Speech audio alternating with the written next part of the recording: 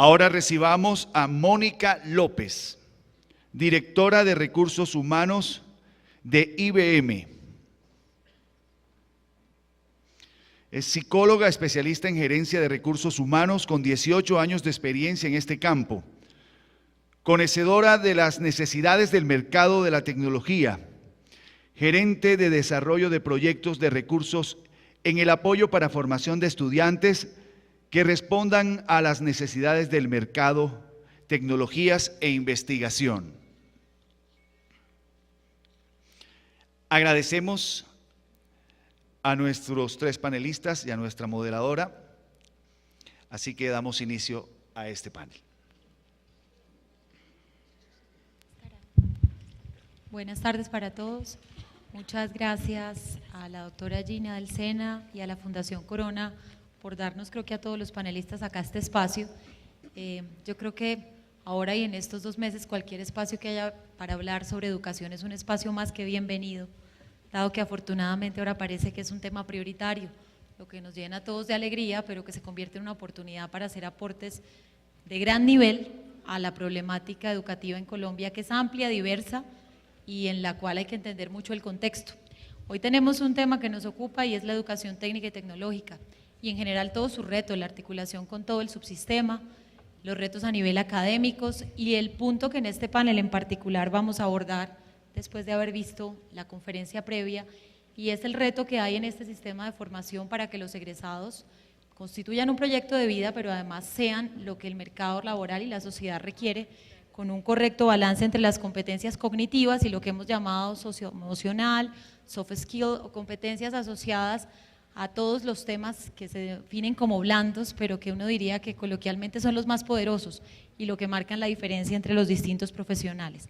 Para esto tenemos unos excelentes panelistas con experiencias diversas que nos permitirán enriquecer la discusión desde la academia, desde la política pública y desde la empresa.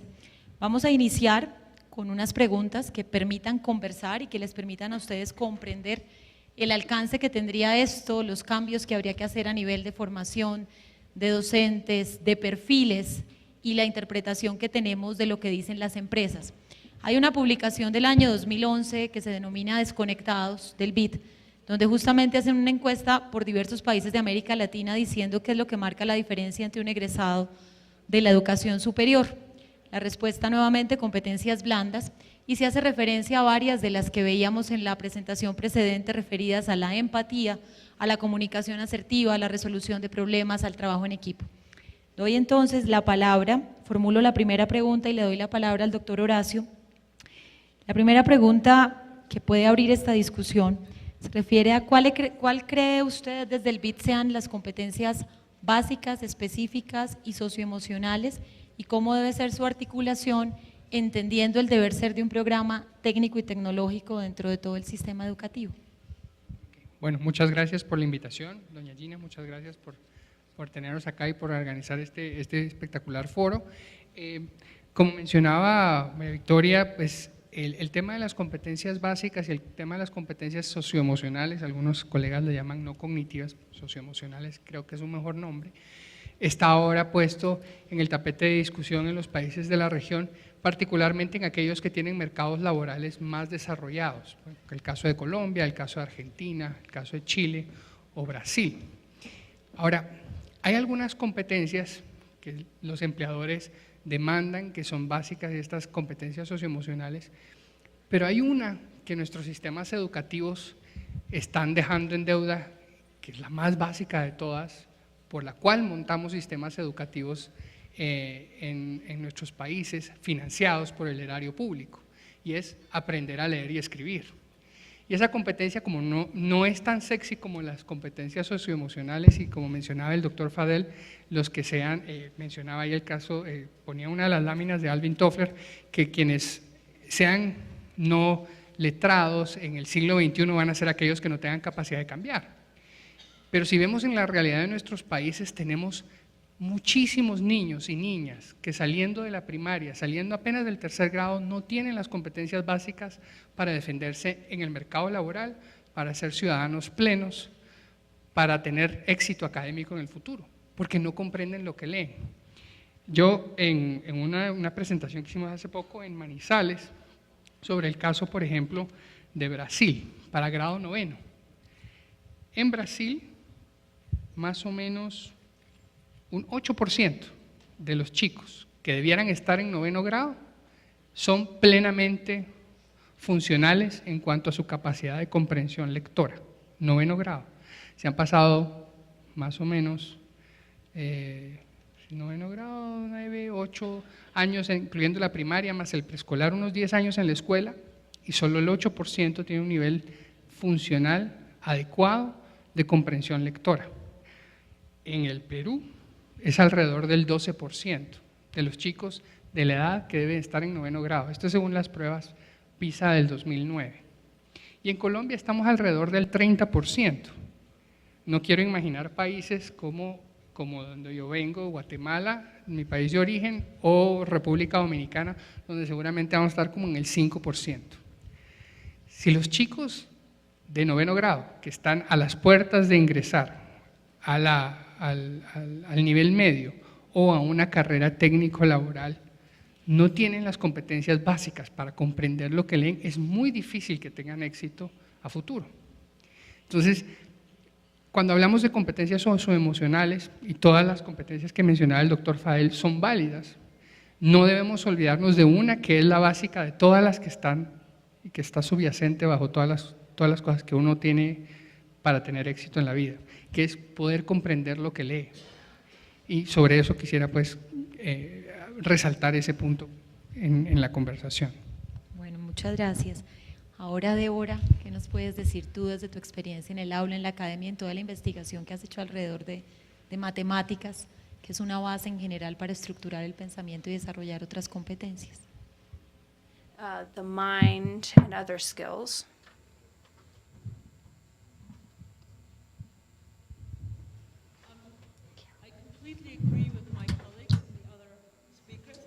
Estoy de acuerdo con mis colegas. Hay un rango muy grande de capacidades que son necesarias para la sociedad. Representa una parte pequeña pero importante y pienso que todos deberíamos considerar cómo ha cambiado el mundo y cómo está cambiando. No es el mundo de hace 100 años. Para gestionar hoy por hoy se necesitan más capacidades. Hay menos trabajos que no requieran matemáticas ni lectura. Por ende, los retos para nosotros son una barra que cada vez se eleva más, pero no es más allá de nuestra capacidad. Me interesa en particular, y quizá algunos de ustedes estén aquí, quienes crecieron pensando que las matemáticas no eran ni útiles ni posibles.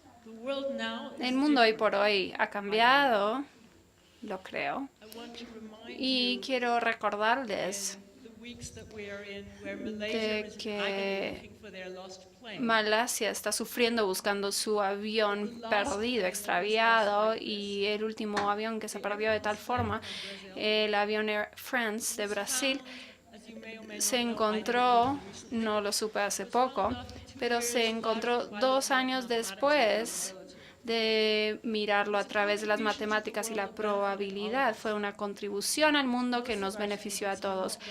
La mayoría de nuestros estudiantes no van a lograr tal hazaña, pero muchos de nuestros estudiantes van a necesitar algunas capacidades matemáticas para abrirle las puertas a diferentes carreras en Estados Unidos, y no sé si es lo mismo para aquí, pero si en Estados Unidos uno mira los trabajos disponibles, hay 4 veces más personas que quieren estos trabajos. Entonces, los 4 de nosotros estaríamos compitiendo si no tuviésemos trabajo para ese mismo trabajo.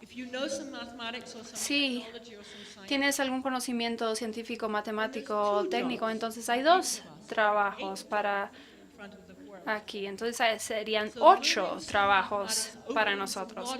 Aprender matemáticas abre las oportunidades y por supuesto hay que leer para utilizar las oportunidades, pero también se necesitan las matemáticas. Entonces sugeriría que para movilizarnos hacia el futuro deberíamos considerar cómo cada uno de nosotros, no solo los matemáticos, sino que todos nosotros, incluyendo quienes quizás no sean muy amigos de las matemáticas, y sé que hay varios, todos podemos fomentar el aprendizaje cuantitativo. No quiere decir que todos van a enfocarse solo en las matemáticas, pero sí quiere decir que quienes piensan en la agricultura o que se enfocan en la electricidad y diferentes cosas físicas, entonces deberían fomentar las matemáticas para sus estudiantes. En el pasado, la gente iba de un trabajo a otro, no tan frecuentemente como lo hacen hoy por hoy. Y para ser flexibles, los estudiantes deben aprender no solo a utilizar las matemáticas, pero cómo pensarlas, porque si no se piensan, no se pueden utilizar para nuevas oportunidades. Creo que tenemos mucho trabajo por delante como comunidad, como país, como pueblo, como universidad, como institución, para incluir la buena enseñanza y productiva enseñanza del pensar cuantitativo y matemático dentro de todo lo que hacemos. Es un reto grande, pero el trabajo que estoy haciendo sí da muestra de que se puede hacer. Lo he hecho a nivel universitario y muchos de mis colegas lo están haciendo también, y también a nivel vocacional, de educación vocacional. Sigámoslo haciendo. Gracias. Ahora desde el sector productivo, Mónica, Now from la expectativa, ¿cuál the sería productive sector, Mónica. califican, The o que expectation- apuntan a la integralidad de un profesional cuando están buscando nuevos colaboradores, nuevos negocios y gestión de conocimiento, que es lo que ahora es el área de mayor interés en todas las empresas?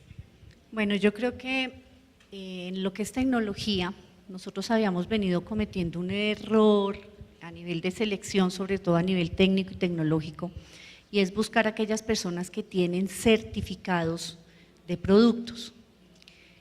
Cuando nosotros comenzamos a nivel productivo a trabajar con las personas, tenemos que tener en cuenta que son un ser humano con unas bases que no, el tener el certificado no necesariamente nos está garantizando que puede ser competente y productivamente darnos los resultados esperados. Comenzamos a trabajar hace un año un proyecto asociado a la academia, donde lo que estamos buscando desde IBM es entregar esas oportunidades de conocimiento a las universidades, a entidades técnicas y tecnológicas.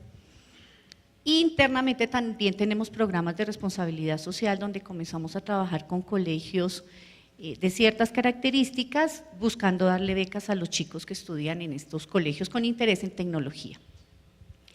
Tomamos un primer grupo, y esto es hablando de anécdotas como pasó en la mañana, y de este primer grupo ya pasaron el primer semestre y encontramos que sus falencias eran estas, efectivamente. No sirve solamente ser el primero del colegio, no sirve solamente tener la intención de estudiar en tecnología, sino prima mucho la capacidad de analizar, de leer, el nivel de bilingüismo y adicionalmente el conocimiento que tienen análisis de matemáticas. Encontramos unas falencias que implicaron con la universidad programar unos cursos de nivelación, y esto lo que nos muestra es que hablar de competencias básicas efectivamente no solamente es tarea después de la secundaria, es previo. Como se decía esta mañana, tenemos que trabajar desde la primaria, desde la secundaria, buscando desarrollar estas habilidades y estas competencias básicas en los muchachos para que a nivel ya productivo sean efectivamente mucho más competentes, no solo en la adquisición de conocimiento, sino en la puesta en práctica de ese mismo conocimiento, garantizando resultados. Muchas gracias, Mónica. Para pasar a la siguiente pregunta, yo creo que es importante, porque creo que este panel es en torno a la formación técnica y tecnológica, pero lo que aquí nos estamos preguntando permea todo el sistema. UNESCO publicó recientemente los 7 dominios del aprendizaje, que yo creo que no les debíamos ser esquivos en ningún nivel de formación. Nos hablan de bienestar físico, analfabetismo y comunicación, perspectivas de lectura, cognición social y emocional, conocimientos básicos en aritmética, matemáticas, ciencia y tecnología. Si esos son los 7 dominios del aprendizaje, el reto es cómo hacer que los 3 subsistemas realmente integren en un proceso evolutivo y donde cabe y corresponde el desarrollo de estas competencias. La primera infancia en Colombia está siendo muy disruptiva al entender la atención de los niños desde un enfoque multisectorial y nos están poniendo un reto inmenso al resto del sistema de cómo integrarlo. Hago esta introducción porque paso a la siguiente pregunta para mis panelistas y es ¿cómo creen ellos desde su experiencia? ¿Qué recomendaciones le podían dar al sistema de formación profesional del SENA que podría ser vinculante en su oferta de programas, que valga la pena decir hoy el SENA es pionero en procesos ya de acreditación de calidad y registro calificado? Miramos las estadísticas del total de programas de oferta técnica y tecnológica y aún faltan muchos por pasar por el proceso que uno anhela, sea de toda la oferta, y es el de acreditación de calidad. En este marco, lo que aquí estamos hablando manda señales muy fuertes para todo el sistema educativo y específicamente para la técnica y tecnológica. ¿Cuáles creerías, Horacio, desde tu experiencia pueden ser recomendaciones útiles que con estos 7 dominios y aterrizando el deber ser de la formación técnica y tecnológica pueda el SENA y las instituciones técnicas y tecnológicas integrar a su diseño curricular, a la formación de instructores y docentes que participan y en general a lo que esperan del proceso formativo en este nivel? Okay. Bueno, creo que una tarea fundamental que muchas veces no se hace es la identificación clara de cuáles son los desafíos de formación que traen los estudiantes cuando ingresan a los niveles y la planificación de mecanismos de alguna forma paliativos para subsanar aquellas deficiencias que sabemos traen los chicos, especialmente los chicos de los niveles socioeconómicos más bajos cuando entran a los programas de técnica tecnológica o a cualquier programa, ya sea universitario, cuando pasan en el diversificado, en aquellos que no pasan, a la media, cuando no pasan a un programa de técnica. Entonces, ahí hay una inversión adicional que hay que hacer para identificar cuáles son los desafíos y tratar de subsanarlos. Por supuesto, este es un trabajo que en buena lid no deberíamos de estar haciendo cuando los chicos llegan a ese nivel, sino que se deberían identificar, como decías tú antes, en los niveles anteriores. Y en eso Colombia ha estado haciendo un trabajo muy importante, como tú mencionabas, en el tema de primera infancia, de poner no solo a trabajar a todas estas entidades en pro de la primera infancia, pero tratar de solucionar algo que se da desde la primera infancia. Por ejemplo, ustedes tienen acá, según un estudio que hizo Raquel Bernal de la Universidad de los Andes, los chicos del nivel socioeconómico alto tienen un nivel de lectura de 6 años, tienen el nivel de lectura promedio de un niño de 6 años, pero los niños de nivel socioeconómico bajo, del quintil más bajo, tienen 1 año y medio menos de nivel de capacidad léxica, o sea, de vocabulario, 1 año y medio menos que los chicos que están arriba. Y hay que pensar en cuáles son los estudiantes que también ingresan en las cohortes a la educación técnica y tecnológica, ¿verdad? Entonces son estos chicos que de alguna forma traen ya una desventaja desde antes de comenzar en la escuela en cuanto a capacidad léxica, en cuanto a capacidad de dominio de matemáticas básicas. Y eso se da en básicamente todos los ámbitos de las otras competencias. Las competencias como por ejemplo la autorregulación, la planificación, la comunicación. Son niños que por el contexto familiar o social que les toca vivir tienen menos competencia. Entonces yo me enfocaría mucho desde la perspectiva de ya una institución que forma en el área técnica y tecnológica, de identificar claramente cuáles son esas deficiencias de los chicos para que haciendo un programa, tiene que ser a medida y esto es obviamente más costoso, se pueda trabajar con ellos para que tengan mejor éxito en la carrera que escojan y bajar los niveles altos todavía que tenemos de deserción en los programas de técnica y tecnológica.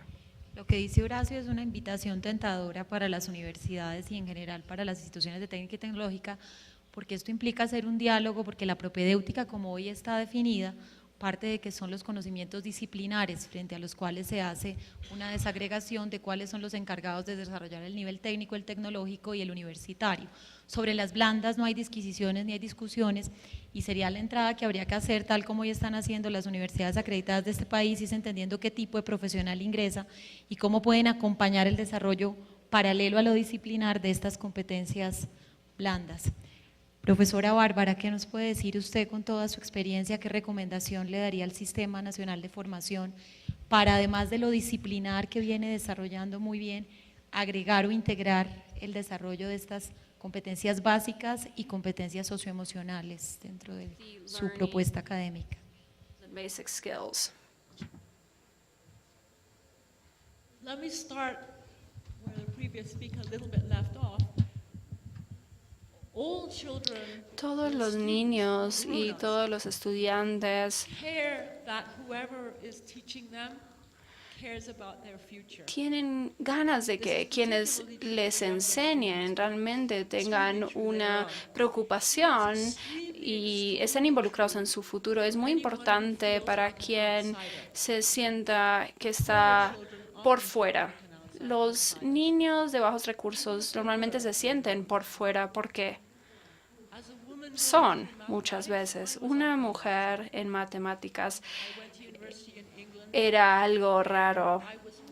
Fui a una universidad en Inglaterra, era una de 7 mujeres entre 350 hombres y uno se siente como que no es parte de lo que está pasando. Para sobrevivir en este ambiente y florecer, un ingrediente, no es el único, pero uno de los ingredientes fue el de darme cuenta de que alguien, y comúnmente es el profesor, cree que sí lo puedes lograr. No es una capacidad técnica del profesor, pero es crucial. Me recuerdo vívidamente hace muchos años cuando trabajaba con los que se iban a graduar en Harvard. Había un chico que llegó que pensaba que solo estaba ahí porque era un atleta, un deportista y no se sentía fuerte académicamente. Inició muy abajo en la escala y en su desempeño, y los padres afortunadamente se lo decían, no eres tan bueno académicamente. Durante ese semestre pasó de ser el de malas notas de la clase a las mejores. Y le dije, realmente, inicialmente me preocupé mucho por ti, pero nunca lo supiste. Al final del semestre, y nunca le pregunté cómo lo había logrado, porque entonces yo estaría muy involucrada en eso. Pero al final del semestre habló con un amigo y estaban hablando de ingresar al estudio médico. Es muy difícil en Estados Unidos y el amigo dijo, mis padres quieren que vaya a graduarme en medicina y me están presionando. Y él dice, ay, pero yo no tengo ese problema porque mis padres no me presionan para nada, no creen que lo vaya a lograr. Pero luego me miró a mí y dijo, pero tú sí crees que lo voy a lograr, ¿cierto? Y lo que me di cuenta en ese momento era que sí, le di algo de matemáticas, pero lo que le di en realidad fue el ánimo de continuar, de perseverar. Es lo más importante que pueda hacer un profesor. Es una capacidad blanda, pero es crucial. Diferentes individuos y diferentes estudiantes necesitan de mucha ayuda o de poca ayuda, y hay toda clase de estudiantes, pero poder modelar esa capacidad blanda le ayuda al estudiante a aprender cómo hacer las cosas por ellos mismos. Y también agregaría, y estoy mirándolo desde la perspectiva matemática, a veces se cree que las matemáticas no sirven. No estoy de acuerdo, pero sí entiendo que muchos tienen esta opinión. Y una de las cosas que podemos hacer es hacer que los cursos sean de interés para nuestros estudiantes, que nuestros cursos sean relevantes para ellos. Y otro estudiante, nuevamente un estudiante joven, no muy bueno en el curso, pero jugaba fútbol americano muy bien y estaba en el equipo. Entonces cogí todos sus datos de lo que se había publicado sobre él y lo volví problemas matemáticos. Y él creía nunca van a ser interesantes las matemáticas para mí, pero lo volví interesante para él. Y como resultado lo entendió y lo aplicó. Parte del trabajo es realmente tomar un paso más para abordar a nuestros estudiantes, para que se den cuenta la importancia que tiene para ellos y la perspectiva que tienen muchos, o la que tenía yo, que era mi problema crear un curso relevante. Ahora el mundo es diferente. Como profesores, nuestros estudiantes quieren saber por qué es relevante. Se debe dar respuesta. Esa es una. Dos, creo que el análisis a veces se convierte en un, usted no me da, lo que no me está dando yo lo estoy terminando de formar. O sea, comienzas a una serie de culpas y el ejercicio que nosotros hemos hecho más es, yo tengo esto a nivel de educación que les puede servir, venga, ¿qué le interesa para saber dentro de su programa cómo lo puedo apoyar? Mónica introduce un tema y son los ambientes de aprendizaje. Yo creo que ahora que la educación está en el primer plano, uno diría que la educación tendría que ser divertida y significativa, aprender tiene que ser divertido. Y si uno investiga qué está pasando con los países que desarrollan mejor estas competencias blandas o soft skills, y en general quienes tienen mejores desempeños en PISA, en competencias básicas como matemáticas, lenguaje y ciencias, ve que entendieron que aprender es divertido y significativo. ¿Y a qué me refiero? Hay escenarios de práctica y ambientes de aprendizaje que no podemos olvidar que hacen proclive este aprendizaje. Tenemos ejemplos en Medellín, las tecnoacademias y su alianza con la educación secundaria, toda una alianza ahora también en Antioquia de educación, ciencia y tecnología en torno a robótica, nanotecnología, porque justamente estas competencias básicas y socioemocionales tendrían que emerger en ambientes distintos a los tradicionales. Paso a un siguiente ciclo dando este marco, preguntándoles a mis compañeros de panel cómo hacer ahora que en Colombia sabemos los resultados en matemáticas, en lenguaje y en ciencias, para que haya un cambio en los ambientes y para que, como la profesora Bárbara nos instaba, los estudiantes piensen que sí se puede y esa disposición les genere a través de aprendizajes aplicados unos mejores desempeños. ¿Cómo lo ven ustedes desde la experiencia internacional que tiene el banco? ¿Y qué recomendación harían? Esta casi que es una recomendación para todo el sistema educativo, permea todo el subsector. Tanto en lo que mencionabas, y la creación de esos ambientes, hay una persona que es clave, o las personas que son claves son los docentes. Y en eso creo que no hay mucha discusión. Por algún tiempo nos fuimos, bueno, son las computadoras y entonces metamos tecnología y entonces mejoremos la infraestructura.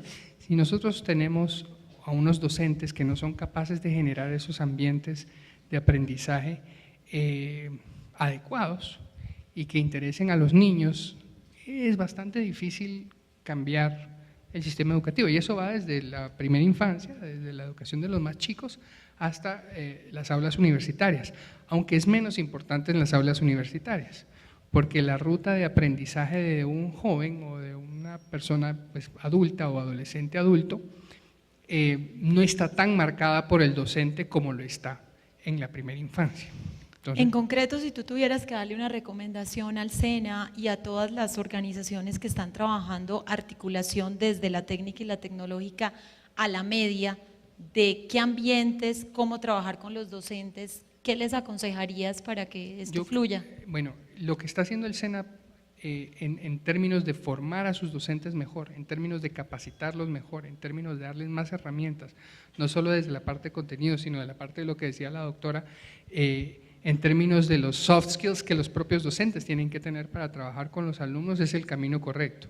Ahora, ¿cómo lo hacemos? Es lo que siempre es complicado, porque son sistemas, en el sistema educativo, al igual que en el SENA, son sistemas masivos de reformación de capital humano, en parte porque no lo hemos hecho bien desafortunadamente, desde la formación inicial docente. Entonces, hay un camino que tenemos que recorrer de nuevo, que es formar a este capital. ¿Cómo lo hacemos?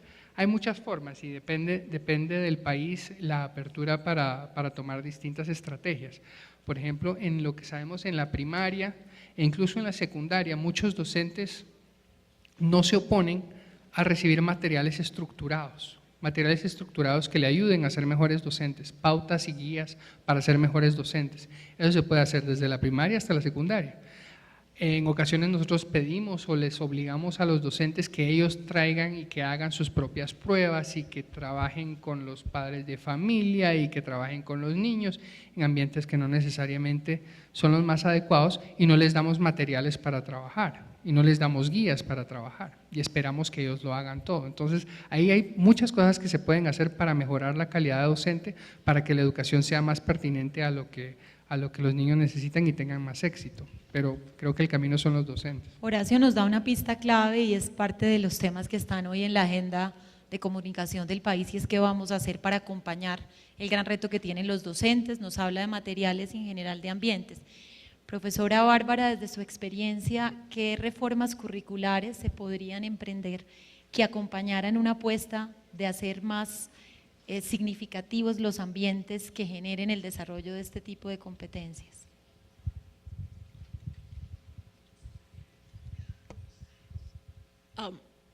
Let me start not with a Yeah. recommendation. Empezaría con una recomendación no solo para el SENA, sino para el país, porque esto no es un asunto institucional, es un asunto nacional o quizá internacional. Quiero hacer un pequeño experimento, quiero contar. Hace muchos años, como profesora de matemáticas, mi trabajo hubiera sido enseñar a los estudiantes algunos algoritmos computacionales, cómo hacer divisiones largas y multiplicaciones. ¿Será que se puede subir el volumen? Cómo hacer algunas cosas computacionales, porque no había computadores ni calculadoras disponibles. Entonces, mi trabajo requería una serie de habilidades limitadas y yo entrenaba hacia mis estudiantes. Así era también cuando yo fui al colegio, porque cuando yo era niña recuerdo que pensaba, a mí me gustaba descifrar las cosas y por eso entré a esto que hago. Y yo en mi casa descifraba las cosas, pero yo creía que eso era inmoral, porque yo lo que tenía que hacer era memorizarme lo que me enseñaban, ¿no? Entonces creo que probablemente yo tenía razón y yo tenía que memorizar y nunca lo hacía, pero el mundo ha cambiado.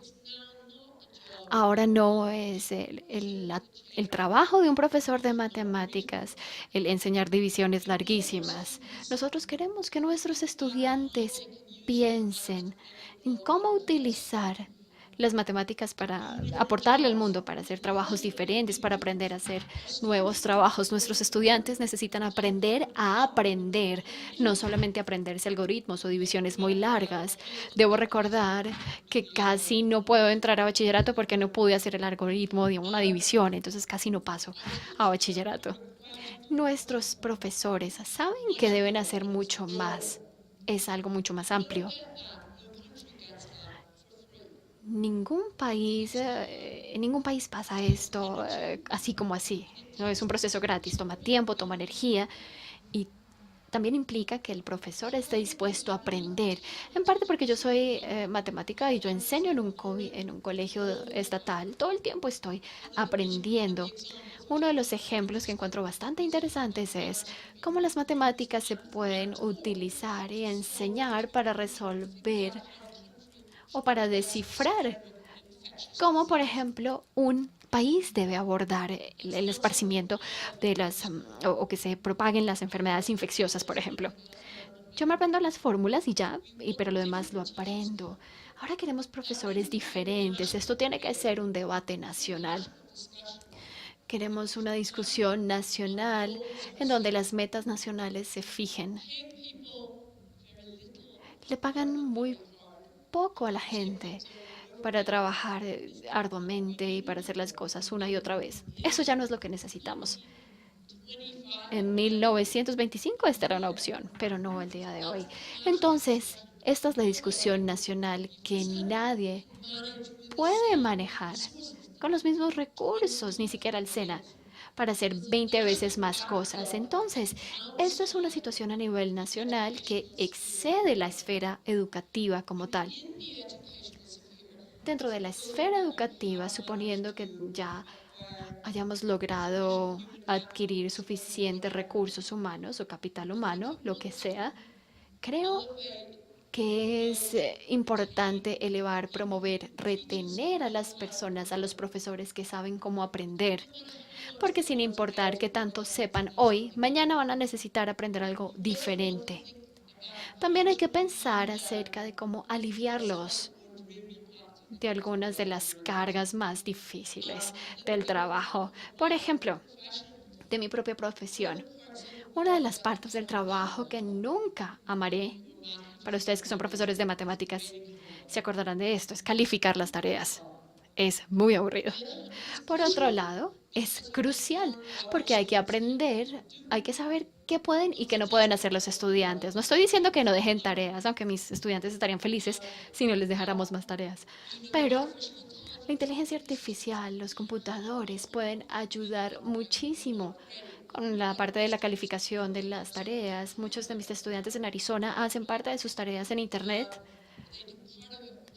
Hacen una parte en Internet y yo la puedo revisar y esto me da tiempo para que durante las horas laborales podamos dedicar el tiempo a otras cosas, hablar, por ejemplo, con ellos acerca de qué quieren hacer en sus vidas y demás. Entonces, es importante también fijarnos en la manera en que los profesores usan su tiempo para que podamos tener un uso más efectivo del tiempo. Y todo esto requiere una discusión, no solamente dentro de las educaciones, de las instituciones educativas.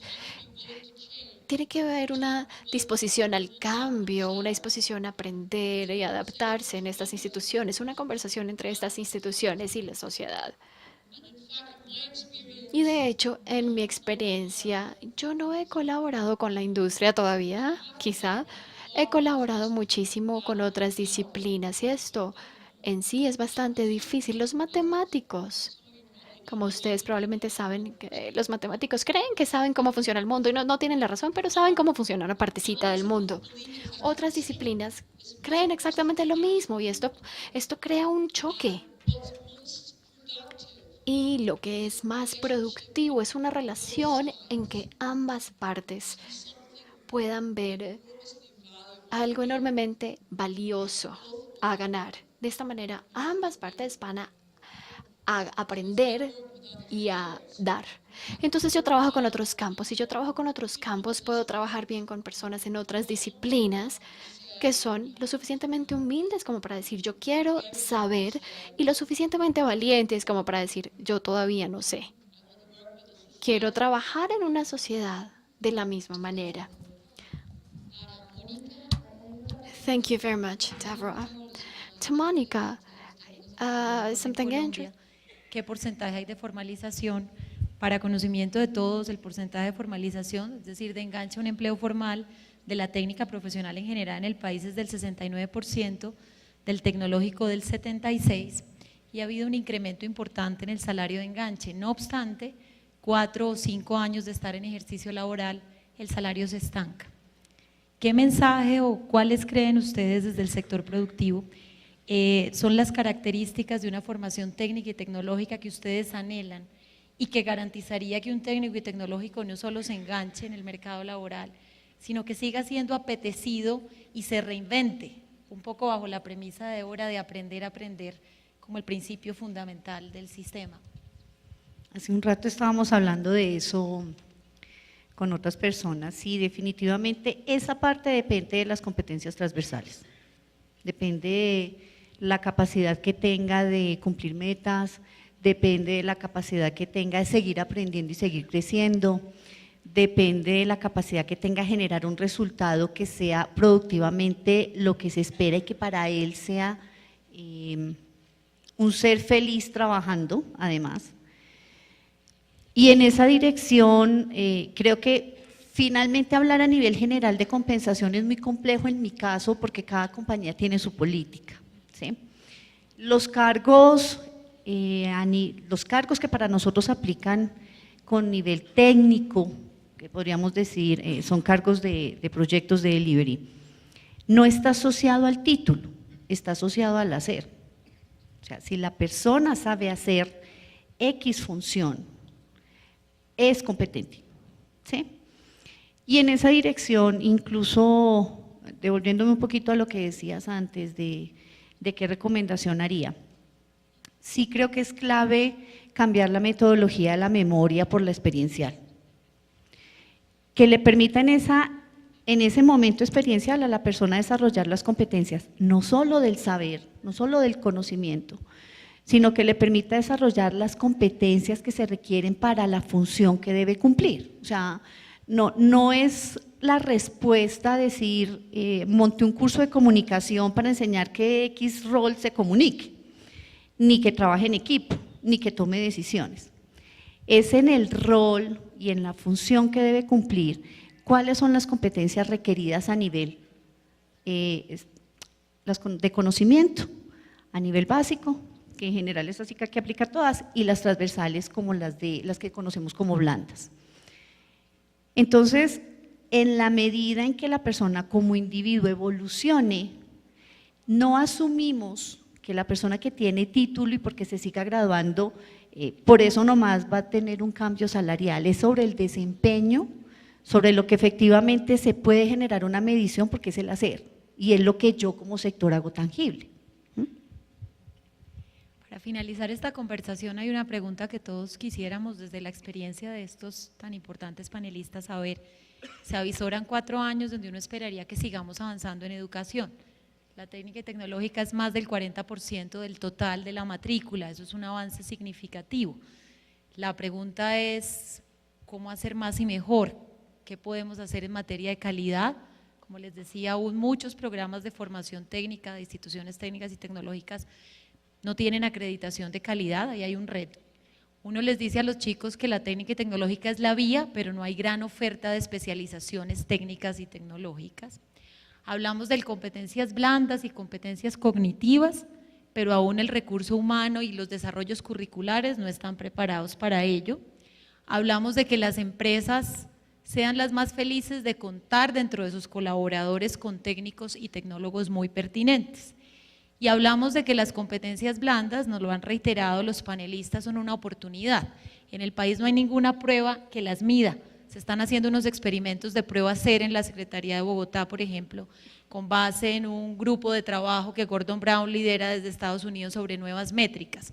Poniendo todo este menú sobre la mesa y conociendo los distintos perfiles de los panelistas, les formulo la pregunta y creo que lo que ustedes nos digan pues orientará al público, al SENA y a todos los que estos temas nos inquietan y apasionan, que podría ser el aporte que podríamos dar desde el sector privado, desde el sector público y desde la academia. Entonces, Horacio, te oímos. Ok. Realmente el desafío educativo, como mencionaba la doctora, no es una cosa que le competa solamente al SENA o le competa a una institución en particular, sino es una cosa sistémica, ¿no? El tema de la calidad docente, que es por donde pasa básicamente todo lo que queremos que pase en las aulas y que pase con los chicos, es fundamental. Y en eso es una cuestión transversal que pasa desde los docentes que están a cargo de los más chiquitos hasta los docentes que van a estar a cargo de los chicos en el nivel universitario.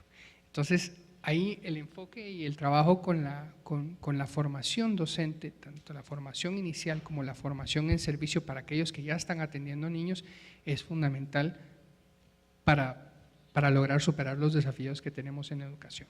Ahora, en el tema de las competencias socioemocionales o las competencias no cognitivas, muchas de estas se aprenden mejor desde la primera infancia.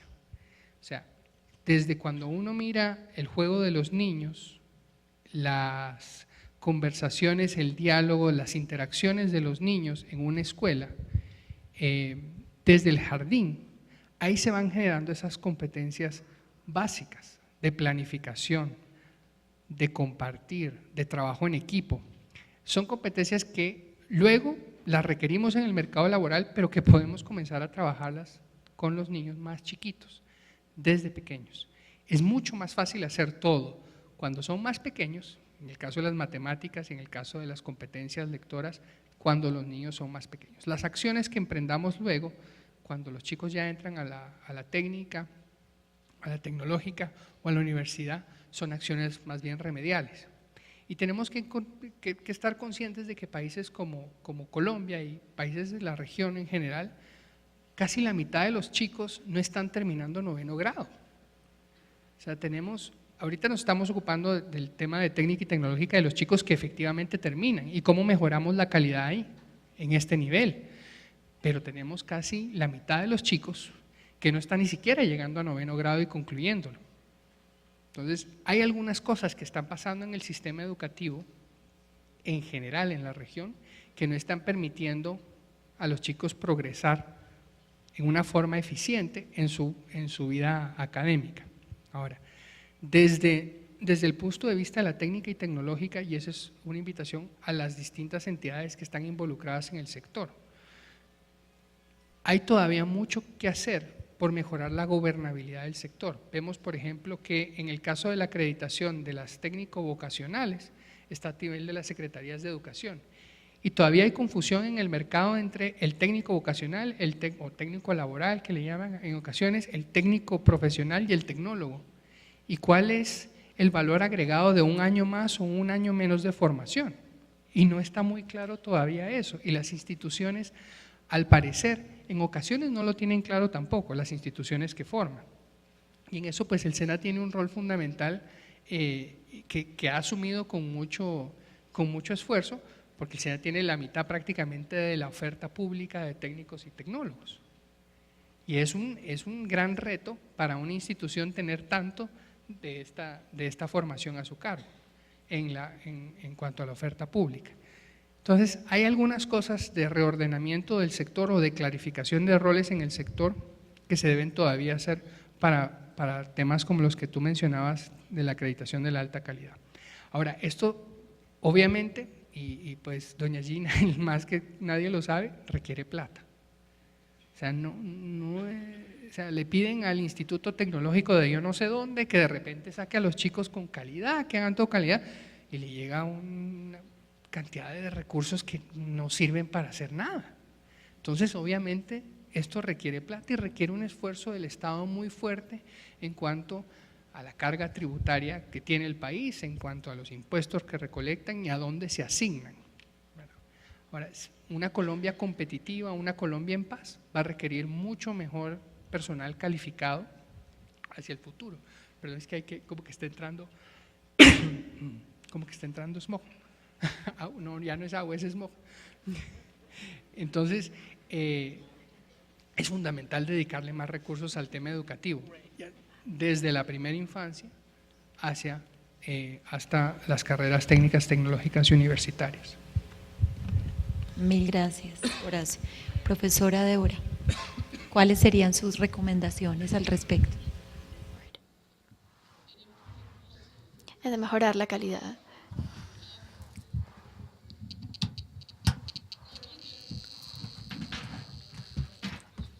Una perspectiva que yo sé.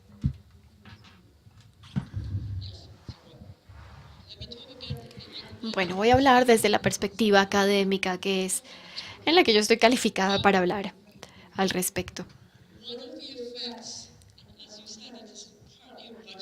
Esto, como usted lo menciona, es un efecto presupuestal, pero uno de los efectos de tener clases muy grandes, con muchos estudiantes o profesores que no reciben un buen salario, que tienen una gran carga laboral y de tener que calificar un montón de exámenes, etcétera, etcétera, es que tiene que existir la posibilidad de evaluar a los estudiantes rápidamente. Por ejemplo, al venir aquí por 2 días, la mitad de mis amigos en la Universidad de Arizona están haciendo mi trabajo por mí. Entonces, es un trabajo arduo. Lo que yo quisiera sugerir, particularmente para abordar el tema de la calidad y elevarla a dimensiones más allá de lo estrictamente matemático, es pensar acerca de maneras de evaluar a los estudiantes, como creo que lo hace el SENA en la educación vocacional. existe una evaluación, es decir, evaluación a los estudiantes con proyectos y también con exámenes. Piensen ustedes, si tienen 400 estudiantes en una clase de matemáticas en la universidad y tienen dos unos profesores que tienen que también enseñar otras clases paralelas, un doctorado, entonces todo se hace rapidísimo, uno le da exámenes de escogencia múltiple y todo el mundo hace el mismo examen y los califica una máquina. Esto requiere del lado del estudiante el aprender cómo adivinar la respuesta, y eso no es lo mismo que aprender matemáticas, por supuesto que no lo es. No es lo mismo que aprender a aprender o como aprender a construir un puente o arreglar una máquina, una lavadora. Es diferente. Si es útil, pues es cuestionable, pero es una habilidad diferente. Yo he tenido muchas experiencias en donde, bueno, y es maravilloso cuando tengo el tiempo para esto, en que en la ruta del examen hay algunos estudiantes que siempre han sido buenos en los exámenes y pasan el examen sin estudiar, de hecho, y son muy hábiles, muy astutos para esto. Tienen como habilidades que probablemente no son muy útiles ya cuando entran al mercado laboral. Los estudiantes que no creen que son buenos en una materia generalmente se sientan en la parte de atrás del salón y leen el periódico y esperan no rajarse, pero si se asignan proyectos que sean interesantes, que capten la atención, las personas que se sientan allá atrás, en la parte de atrás del salón de clase, se vuelven a la vida y se interesan, no piensan, digamos, por las vías tradicionales, pero ellos pueden pensar y pueden pensar muy bien. Si los podemos enganchar en la conversación, si podemos dignificar sus acciones, ellos se convierten en estudiantes diferentes. Ellos pueden volverse exitosos. Con frecuencia podrían ser aquellas personas que van a ser muy útiles más adelante porque pueden traer visiones nuevas, novedosas, por fuera de la caja, ideas innovadoras que pueden traer soluciones al mundo. Entonces, los exámenes son importantes, por supuesto, son muy importantes porque dicen algo acerca de dónde están las habilidades básicas.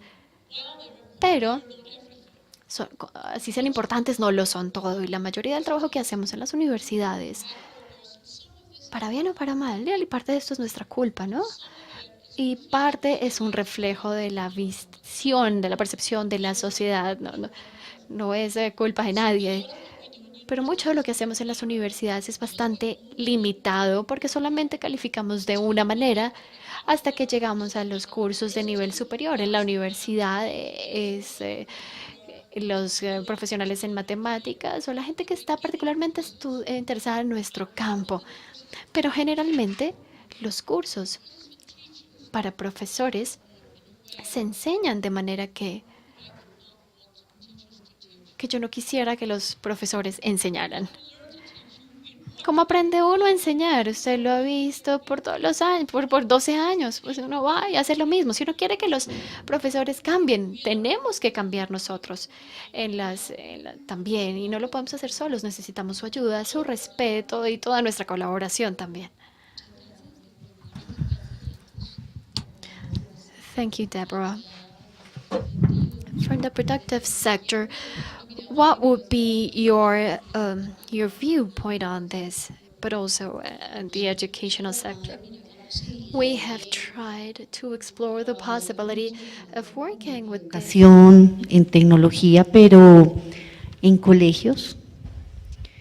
Y ese aspecto educativo en los niños para nosotros se nos hace clave y mucho más cuando hablar de tecnología no es tener temor ni jartera ni por las matemáticas, ni por el cálculo, ni por la física. Yo creo que aquí es clave todas las recomendaciones de Débora, porque se requiere un cambio de mentalidad a nivel docente para generar un nivel de educación mucho más proyectiva y que le permita al estudiante desde pequeño generar autogestión además. El interés por aprender, por adaptarse y por ser flexible. Yo creo que estamos muy acostumbrados al deme, conocimiento, y cuando uno sale, yo tengo una frase cuando hablo con los estudiantes de las universidades y es que uno se gradúa y uno dice solo sé que nada sé, porque estudié un montón de tiempo y salgo a trabajar y encuentro que voy a empezar a aprender a trabajar.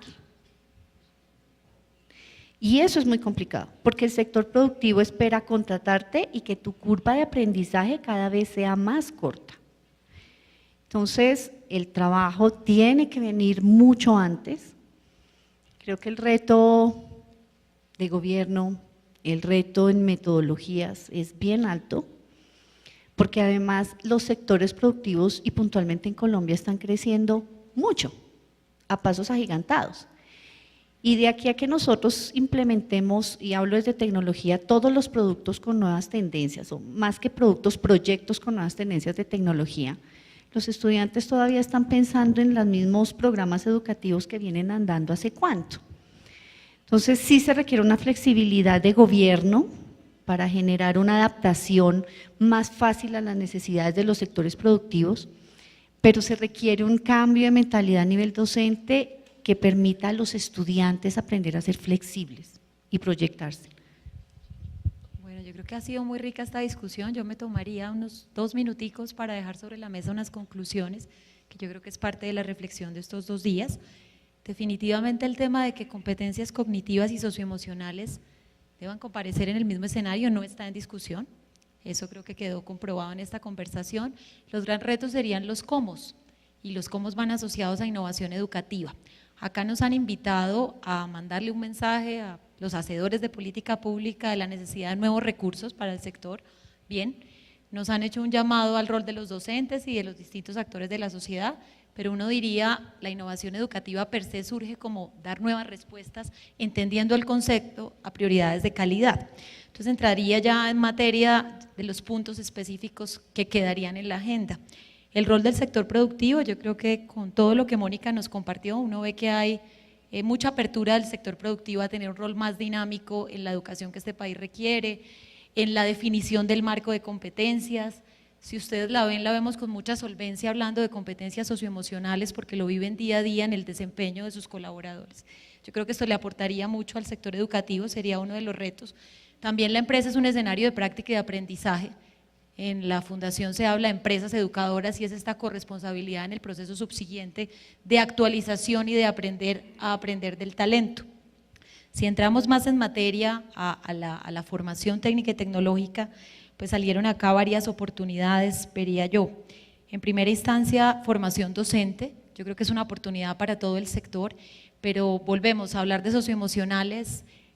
Todavía nos da susto. Doy una anécdota: ayer en una universidad, en un proceso de elección de un rector, se propone que para calificarlo se midan las competencias socioemocionales y los mismos académicos se miran entre sí, se ríen, lo ven como algo light y dicen no, miremos el currículum. Esto lo cuento porque creo que hay mucho por hacer para entender cómo abordarlas con responsabilidad. Hay distintas escuelas de pensamiento al respecto, hay apoyos como el coaching educativo, como un trabajo en paralelo, porque los docentes que tenemos son los que hay y a ellos nos debemos cómo acompañar, ellos son los que van a jalonar el desarrollo de estas competencias. Otro tema abordado son los ambientes de aprendizaje, cómo vincular la empresa, la experimentación, hacer significativo el aprendizaje agradable. La profesora Débora nos instó mucho en el tema de sentir que los estudiantes sí puedan, que son capaces de y que generen las capacidades de aprender a aprender. Yo creo que eso es un gran reto. Hay muchos proyectos hoy andando piloto en general en el país de robótica, de nanotecnología y de muchas otras áreas que se pueden convertir en algo que ella mencionaba, y es la formación por proyectos combinada a la educación experiencial. Ahí aparece un gran potencial. La articulación de la TIT con el sistema educativo en general casi que es lo medular. Si miramos la deserción en técnica y tecnológica, pues es la deserción más alta de todo el sistema de la básica, media y secundaria. Si miramos la técnica y tecnológica, tiene tasas muy altas de deserción. Nos invitaban los tres a que el sector de la técnica y tecnológica converse y decían que en países donde la técnica y tecnológica ha logrado mejores resultados, hay muy buena conversación tanto en la academia como en los hacedores de política que tienen que ver. Yo creo que sería un reto, porque hay instituciones técnicas y tecnológicas con muy pocos recursos y hay instituciones con mayor potencial de aprendizaje. En Antioquia las 3 instituciones técnicas y tecnológicas públicas están trabajando en red. Yo creo que sería un ejemplo a mirar, no creo que sea el único, pero yo creo que está generando un lenguaje común de qué espera en ese departamento el sector de la formación técnica y tecnológica. Y finalizaría valorando mucho las reflexiones de los 3 panelistas sobre qué evaluar. El sector privado nos decía, estamos mirando competencias, resultados tangibles, no solamente un diploma o una formación curricular. La profesora nos hacía mucho énfasis en que las evaluaciones per se mismas no necesariamente dicen qué pasa. La educación superior no obliga a un sistema de evaluación, en virtud de la autonomía cada institución puede definir cómo, pero sí hay unas pruebas de salida que son los ECAES. Entonces la pregunta sería, ¿cómo hacer de la evaluación una forma de enamorar a los estudiantes de lo que uno quiere aprender y puede ser, y no una forma punitiva de ir midiendo ciertos conocimientos memorísticos, que es un poco como se puede interpretar? Finalizaría agradeciendo esta oportunidad y dejando el mensaje que creo que hay muchos actores que les importa la técnica y tecnológica, el sistema de formación profesional, y hay retos por venir que deberían estar como agenda urgente dentro de las prioridades del sector educativo. Muchas gracias.